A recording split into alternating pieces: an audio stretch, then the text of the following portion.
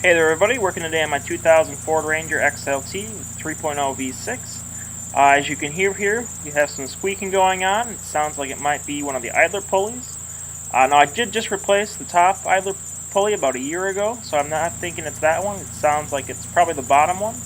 However, I do need to take both of them off to actually put the bottom one on. So if you need to replace either of your idler pulleys and wondering how to do it, go ahead and stay tuned and we'll show you how to put those back on. So when I'm talking about the two idler pulleys, I'm talking about this one right here. That's what I'm referring to as the top idler pulley. So that's a little bit bigger of the two. And then the lower one, that's what I'm going to be referring to as the lower pulley.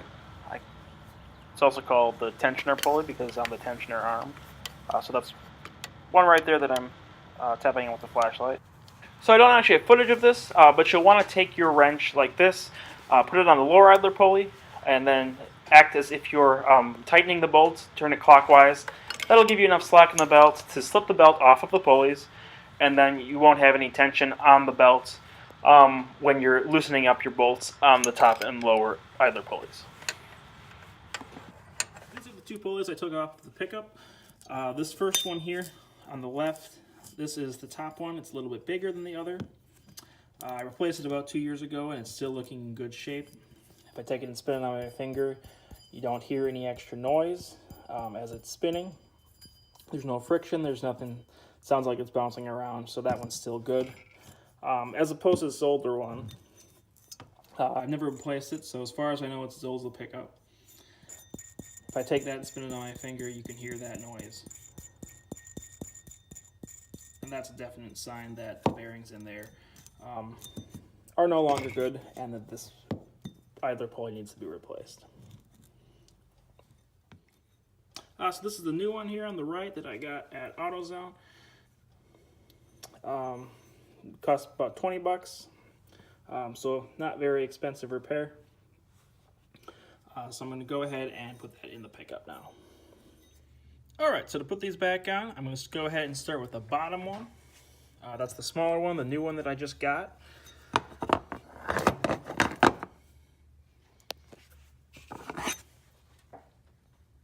Again, that goes right down in here. I'm just going to mount that on there.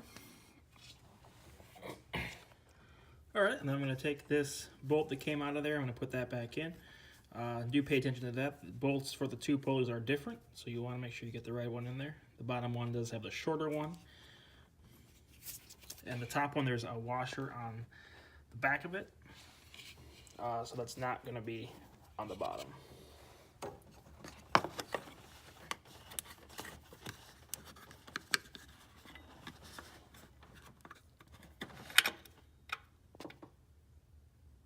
You're going to kind of maneuver your hand around the fan, but you can get it in there.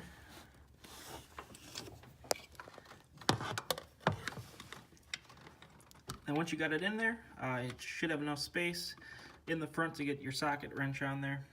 So I'm just going to go ahead and tighten that up. So once you have it all the way on there, at some point it won't tighten anymore. Instead, it's just going to start moving. Kind of the spring-loaded arm that the pulley's mounted on. So you'll just feel it actually move down, and that's going to help us later actually get the belt back on once both of the pulleys are on. So once you've got it to that point, that bottom one is tight, and you can go ahead and put the top one on. So to get the top pulley back on, you'll probably have noticed when you took it off, the bolt goes in the front of it like this, and then there's this kind of special washer that goes on the back.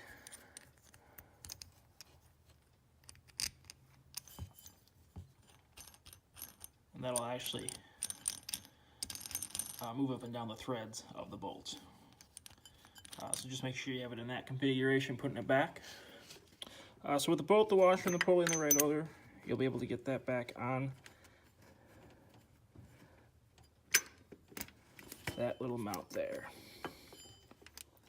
And from there, you should just be able to hand tighten a little bit, and then you'll have enough room to get your socket on that one too.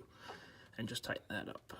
Okay, so with both the idler pulleys back on there, and assuming that you only took those two off and none of the other ones or the full belts or anything like that,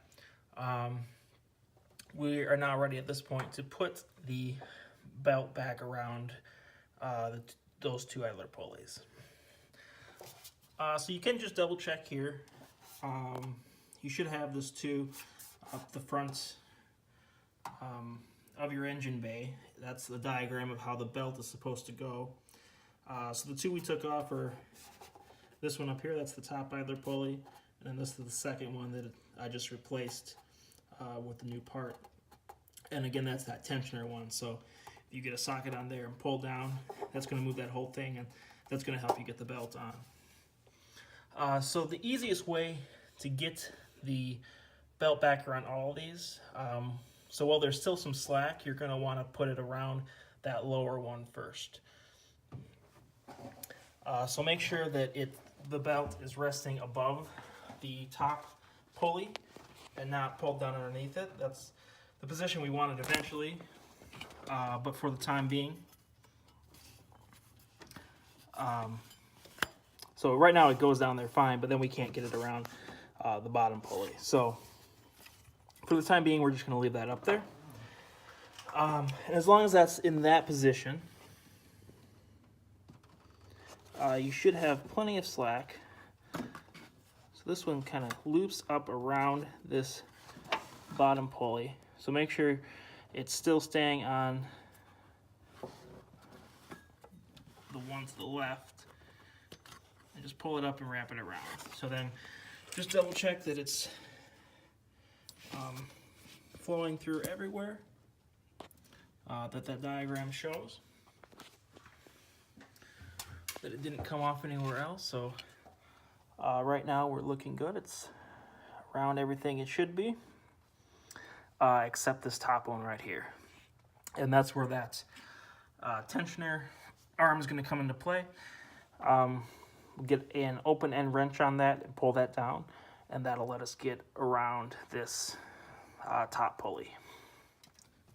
So there is kind of a trick to doing this, just because the fan is so much in the way during this process. You can try it with a socket wrench. It's going to move that whole thing down.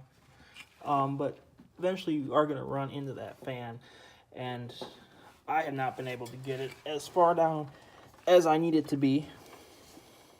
So what I'm going to do instead of the socket wrench, I'm going to take an open end wrench, same size.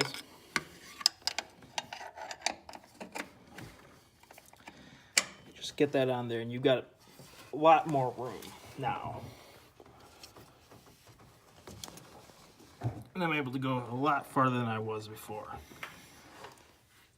Alright, so this is definitely easier to do if you're not filming it, and I'd also recommend sitting in front of the truck and not on the side, just for ease of access.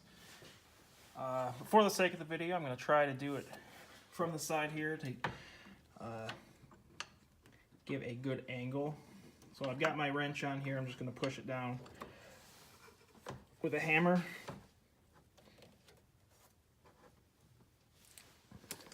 So I've got it all the way pushed down now. And you really do want it all the way down to make sure you have enough slack. If you do, you should be able to just take that belt, reach it in right underneath that pulley, just like that. And that should get everything nice and tight in there again. And then once you do have it on there, you just want to check all the points of contact for the belt. So like you can see right here, this is sliding over that little lip. So I'm just going to go move that tensioner again to get that belt back in the correct position.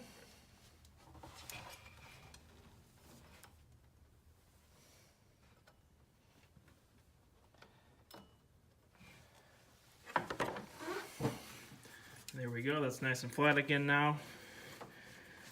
just going to double check all around. So that one looks good.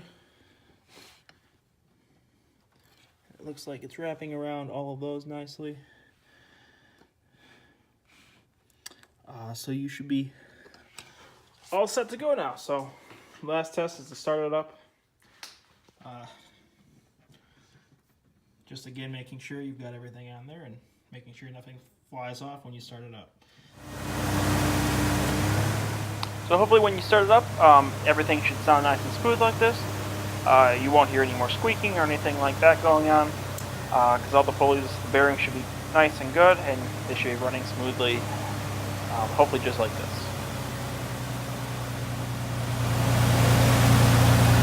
So there you have it. There's how you would replace either pulley on your 2000 Ford Ranger with a 3.0 V6.